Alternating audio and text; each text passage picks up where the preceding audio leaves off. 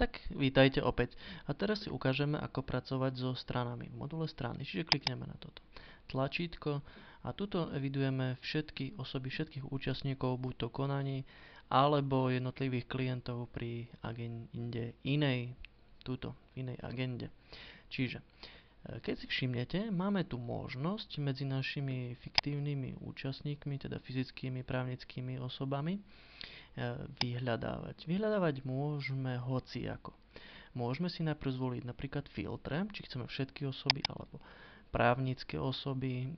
Keď si všimnete, Lectis automaticky už nám sfiltroval jednotlivých účastníkov, fyzické osoby alebo samostatne zárobkovo činné osoby. Takže zatiaľ môžeme nechať na všetky osoby a teraz môžeme vyhľadávať rôzne.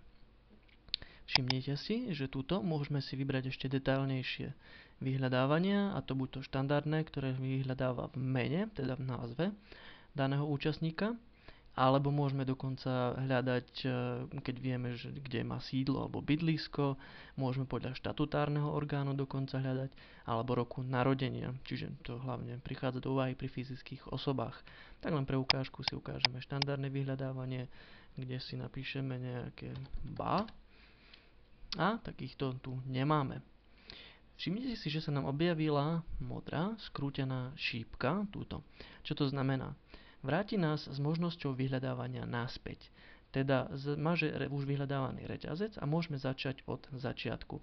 Klikneme na to a môžeme opäť. Tak teraz môžeme skúsiť zase, či tu máme niečo z K. Samotný pokyn vyhľadávať som na to použil tlačítko Enter. Môžete samozrejme kliknúť aj tento obrázok s lupou. Čiže zoradilo nám účastníkov dané osoby podľa písmena K. Máme tu dve výsledky.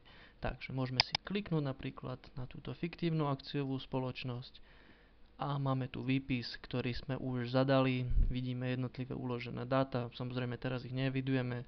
Vy si ale môžete evidovať mobil, e-mail, fax, rôzne poznámky k štatutárnym orgánom, bankové spojenia a podobne.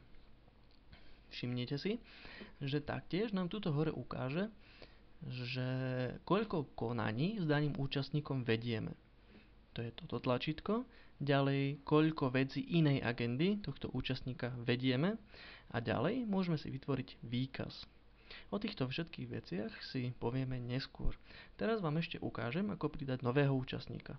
Na to je toto tlačítko Pridaj. Takže vyberieme si teraz typ osoby, ktorú budeme zakladať. Založíme si napríklad fyzickú osobu. Fyzická osoba má povinné polia 2, a to sú označené touto červenou hviezdičkou, je to meno a priezvisko. Takže si nejaké fiktívne teraz vymyslíme. Ján Tuhý napríklad. Všimnete si, že červené hviezdičky nám hneď zmizli.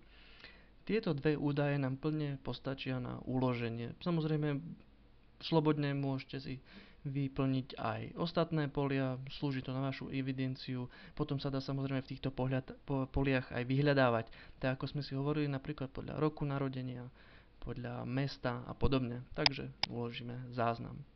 Boli sme upovedomení, že tento náš proces bol úspešný a túto stranu už rovno vidíme aj na ľavej strane. To je všetko.